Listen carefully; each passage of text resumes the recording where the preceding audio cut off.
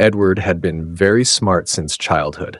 His dream was to become a successful person, earn a lot of money, and pull his parents out of poverty. He was top in his studies, and as soon as he completed college, he got a job in a big company in the city. Gradually, Edward's hard work paid off. He received one promotion after another and became the director of the company in just a few years. His salary had reached in the millions. Now, he no longer lived in the village where he had spent his childhood. His world was limited to tall buildings, expensive cars, and branded clothes. One day, the company organized a big event to celebrate Edward's success. He was the talk of the town. However, at that moment, his mother's call came. "Son, will you come home this Diwali?" There was a slight hope in her voice. "Mom, there's an important meeting this time. I may not be able to come," Edward replied. His mother sighed deeply. "Son, your father is really eager to meet you. He misses you a lot." "Yes, Mom, I'll see," he said, and hung up. Edward had been so busy that he had been postponing his promise to visit the village for many years. His parents had grown old, but he didn't have time to visit them.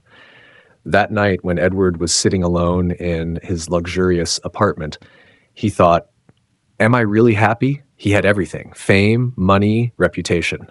But there was no one he could share his feelings with. In the office, everyone respected him, but there was no one who was truly his. Old friends had drifted away, he was distant from his family, and the laughter of his childhood was lost somewhere. Suddenly, he remembered.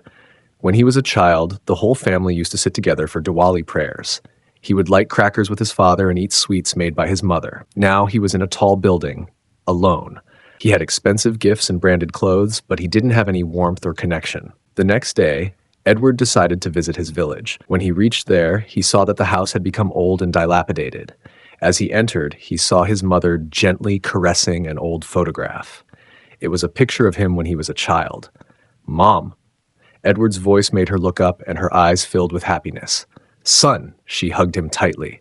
But just then, Edward noticed the photo of his father on the wall, adorned with a garland. "Dad?" His mother's eyes welled with tears. "Son, he really wanted to see you, but you never came." It felt as if everything had been taken away from Edward. Despite earning millions, he had never met his father for the last time.